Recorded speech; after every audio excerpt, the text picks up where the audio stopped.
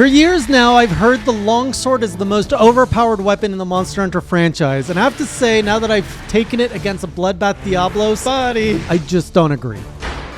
Welcome back, classy crew, to another journal in my journey for Monster Hunter Generations Ultimate to slay Bloodbath Diablos with every weapon. It's been a while since we last saw each other in this context. I took a month break from GU to go play Monster Hunter Wilds, but now we're back dabbling with some weapons and Bloodbath Diablos. Previously, I had finished him off with Switch Axe, starting my kill streak, and now I'm happy to say I have slain him with the Charge Blade and the Longsword after quite a bit of pain, and I'm going to share my experience of how I grew with these weapons, more so Longsword than Charge Blade, and what I'm getting ready for my next weapons. As a reminder, I have to slay him with every weapon in this game, so there's still 11 more to go. 12 if you count Prowler, which... Just to give you some context in terms of my own experience and difficulty here, I've started recording my times for my weapons. So the Switch Axe, which is what I would say is my most comfortable weapon, I was able to slay Bloodbath Diablos in 37 minutes, 46 seconds.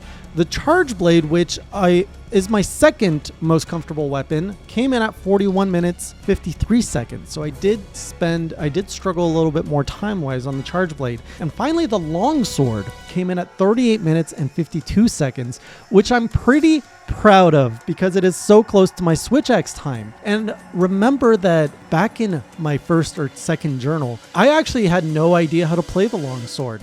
I did not know how to make a combo. I did not know how to build the spirit gauge. The Longsword is one of those weapons I just did not know how to use. And so the fact that I have defeated this Bloodbath Diablos with a Longsword with a kind of okay Hey J time makes me feel like this pledge is exactly doing what it's meant to do, which is pushing me to learn these weapons to a certain acceptable level. I am far from mastering these things. I know that. I know that these times are no like speedrunner, but hey, they're big wins for me and it makes me feel nice and special.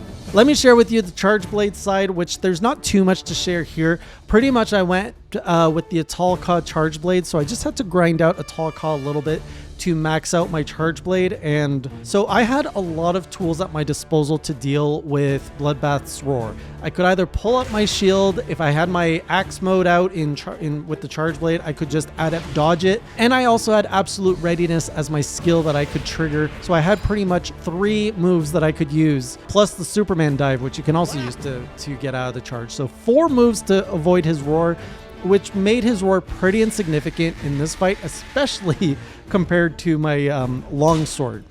I ended up going with the following build, so using some decorations and talismans. I got the Crit Eye +2 skill, Crit Boost, Sharpness +1, and Weakness Exploit. Lots of offensive skills in there. If you don't recall what the Atalka set does, it basically doubles your skill on your talisman, all your skills on your talisman, and it adds +2 to any skill. So this set is very dependent on you having a good talisman, and I am grinding and melding as many talismans as I can so I can get a proper talisman for every set. I'm reading my note and I don't understand what I wrote.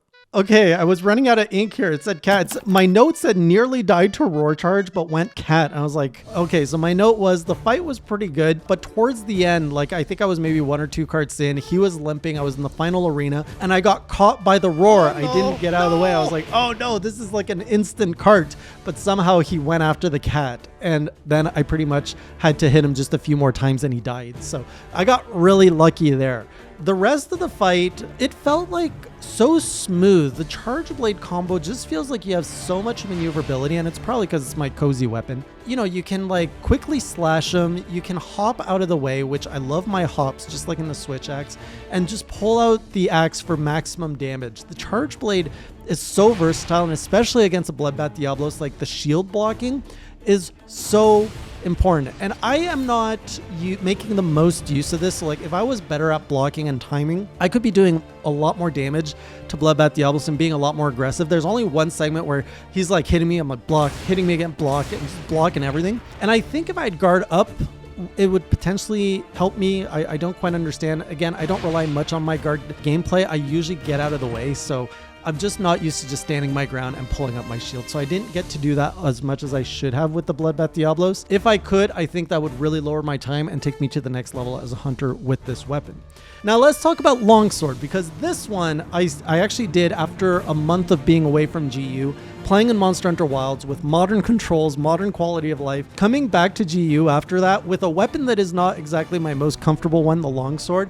There was pain. I actually spent an entire 3 to 4 hour stream grinding against Bloodbath Diablos, getting destroyed, and I was absolutely miserable.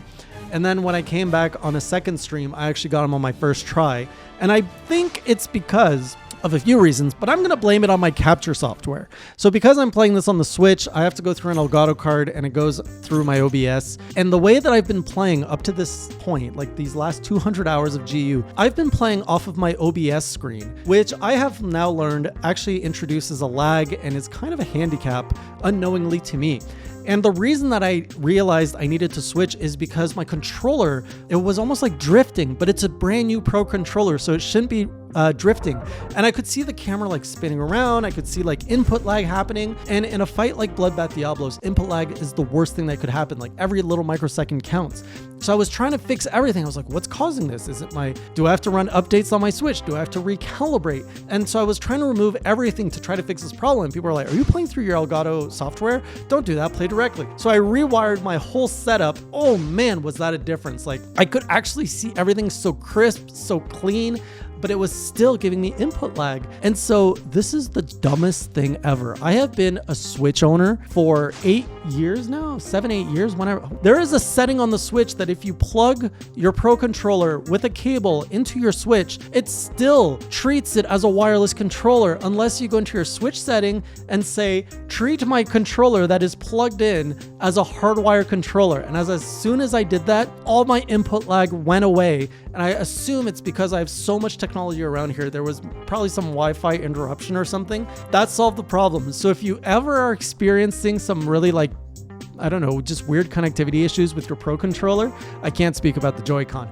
Make sure that you do this setting in your Switch. I didn't even know that existed. I don't even know why Nintendo would make that. Why wouldn't it just auto-detect when you plug it in to, hey, maybe I should use the wire to do the input? Anyway, I ended up using the Rust Razor, which I've been told is one of the best long swords in the game. I crafted it many streams ago, so I'm like, I'll just keep maxing this out. So I maxed it out.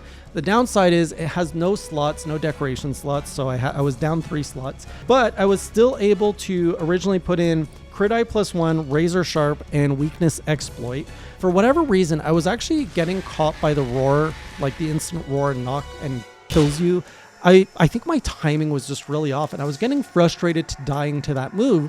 And people were like, put the earplugs into your set. I was like, I don't want to slot in earplugs because it takes away my offensive skills. But after like dying 3-4 times, I'm like, okay, let's go freaking build this the high grade earplug so I don't die to the roars. Turns out I didn't have the decoration +3 that I needed because I had to get parts from a high rank Chameleos. So I'm like, whatever, I've been full endgame gear, I'll be fine against a high rank Chameleos. And I went up against it, high rank, and it took me 30 minutes to kill.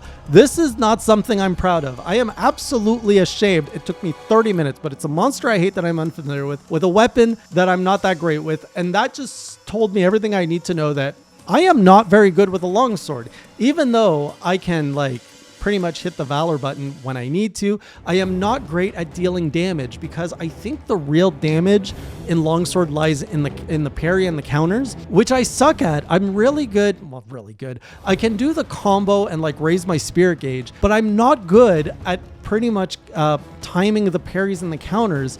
And because of that, I don't get the really nice combo at the end, whatever it's called. And I think that's where the real damage of longsword is. So that is the wall that I would still need to overcome to really master the longsword. But I can play it good enough to at least deal enough damage to kill a Bloodbath Diablos, and that's something. Another move that like I didn't see as much with the other two weapons for whatever reason was the spinny move that Bloodbath does, where he like charges and then just spins, and this is in his phase 3, so that caught me by surprise a few times. Once on stream, and I don't think I saw it, I just died. Another time when I saw him do it, I was like, I don't recognize what he's doing, and I just went like into Valor mode to just protect myself because I didn't know what was coming, and I died anyways because it's just like, I don't know, it overwhelmed maybe I wasn't holding Valor properly. But it was terrifying. But yeah, once I fixed the input lag, and I think with enough practice, I was able to overcome this. 38 minutes, almost 39. Not the worst time for me, although it does get pretty close to that 45, 50-minute timer. So I would love to get these times down. Now the next weapon that I am gearing up for is Insect Glaive, and this is another darling of mine through GU because I've never really played Insect Glaive in any kind of meaningful good way until GU, where I've started enjoying the style. Now I play aerial style, which against a Bloodbath Diablos does not feel like is a good matchup because he's very grounded and charging everywhere. So I don't know what it's going to be like to like jump in the air and go everywhere. I've pretty much maxed out my Insect Glaive as it is now. I'm still using the Nargacuga one. And I've also started maxing out the bug. So I've been like shoving a bunch of food into this bug. I'm like, you will level up, you will be better. So I've maxed out its speed. Its speed is now at 200. I accidentally fed it a bunch of heavy jelly thinking it was power jelly. I don't know what I was thinking. And now I'm actually focusing on maxing out its power stat. It's at 113 for power. So it's got a long ways to go to be a beefy bug. I had to go fishing, which was perfect timing because my adrenaline was going so high after the Longsword win against Bloodbath Diablos. I needed to calm down. When I saw that to upgrade Insect Glaive, I needed fish. I was like, this is perfect. I went off. I was fishing. My like heart rate was going down as I was fishing. Lagombi kept coming in and be like, can I fish with you? And I'll like, get the heck out of here. I got my fish, leveled up my bug, shoved some jelly in its mouth. So I put in the Vault skill, which I'm told gives me 10% more damage to anything aerial, because I do end up flying a lot with my aerial Insect Glaive. I kept the earplugs because that was nice and cushy, and I think as I get into these weapons that I'm not as experienced with for positioning and stuff, the earplugs are going to help me a lot. Plus, I think like if I'm vaulting up in the air and he decides to roar, at least I'm not going to get caught by that, if it works the way I think it does. And then finally, I was also able to keep in a weakness exploit, which if I understand in GU, it gives another 50% affinity on weak parts over 45, whatever that means. With this Insect Glaive, I'm basically doing 100% I basically get 100% affinity on weak parts, which that sounds like a lot of damage, but I also don't understand how affinity works exactly. Because is it like a crit hit or is it consistent on the weak parts? And are all the weak parts on Bloodbath Diablos count, or is it just specific parts, or is it just the parts I break? So I'm not exactly clear. I did a little bit of Google searching to try to figure out. From what I understand is it's if you hit his horn, the tip of his tail, and his legs, I think. But I don't know if it counts when they're not broken or if you have to break them first. I would assume I have to break them first. Otherwise, this sounds like a cakewalk.